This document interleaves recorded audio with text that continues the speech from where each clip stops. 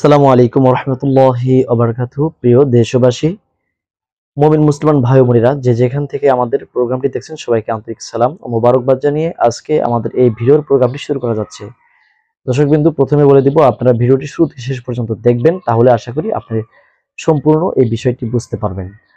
আজকে আমরা আলোচনা করব মনের মানুষকে, কিংবা ছেলে হোক কিংবা সে মেয়ে হোক, তাকে আপনি বিবাহ করবেন কিভাবে। আপনি তাকে ভালোবাসেন, সে আপনাকে পাত্তা দেয় না, আপনাকে ভালোবাসে না। তো এমন তো অবস্থায় আপনি তাকে কিভাবে নিজের প্রতি বশ করবেন, নিজের প্রেমের ফাঁদে টেনে আনবেন, এই কাজটা আপনি কিভাবে করবেন? আজকের এই ভিডিওটি শুরু থেকে শেষ পর্যন্ত দেখলে আপনি পূর্ণাঙ্গ ধারণা পেয়ে যাবেন।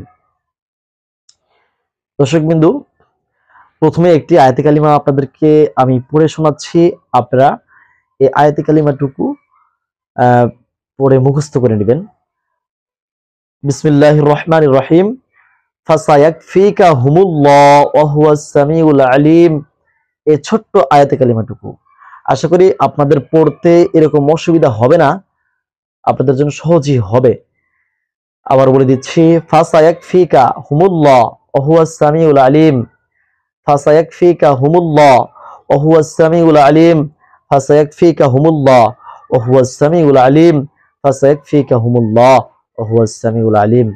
এই আয়াতে কালিমাটুকু আপনাকে পাঠ করতে হবে 41 বার।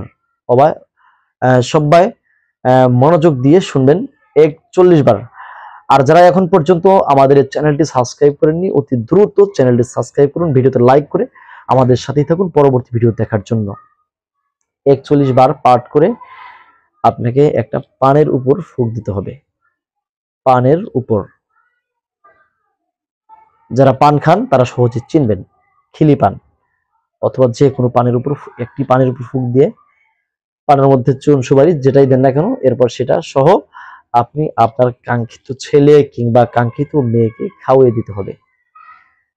খাওয়িয়ে দিলে সে আপনার বশ হয়ে যাবে, সে আপনার প্রেমে আবদ্ধ হয়ে যাবে, সে আপনার জন্য পাগল হয়ে যাবে, সে আপনার কাছে ছুটে আসবে।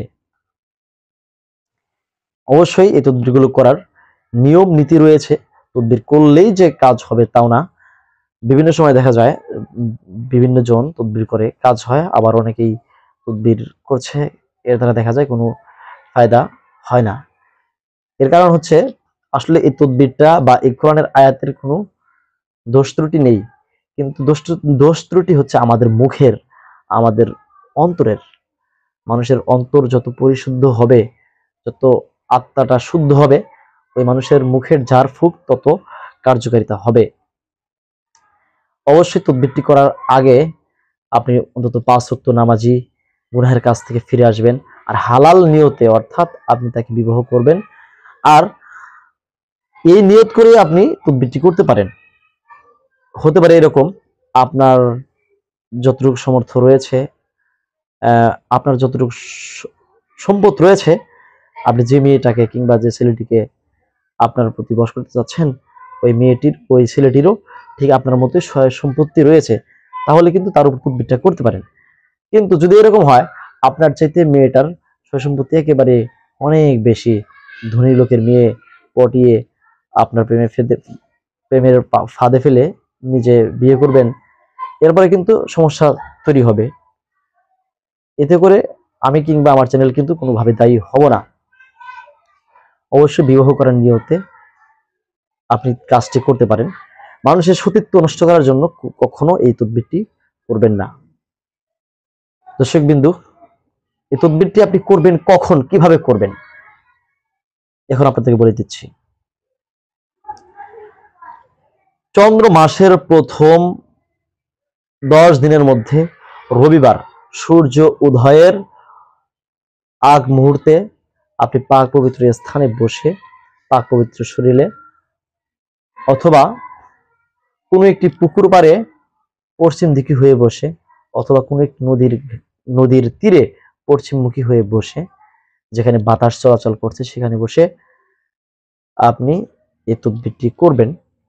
এরপর আপনার কাঙ্ক্ষিত মানুষকে আপনি খাওয়িয়ে দিবেন। সে যদি খালি বিন্দু মাত্রাও সেখান থেকে সেবন করে, তাহলে কিন্তু আপনার জন্য সে পাগল হয়ে ছুটে আসবে। আশা করি আপনারা সবাই বুঝতে পারছেন। তো আজকের মতো এখানেই বিদায় নিচ্ছি, দেখা হবে পরবর্তী অন্য কোনো ভিডিওতে। আসসালামু আলাইকুম ওয়া রাহমাতুল্লাহি ওয়া বারাকাতুহু।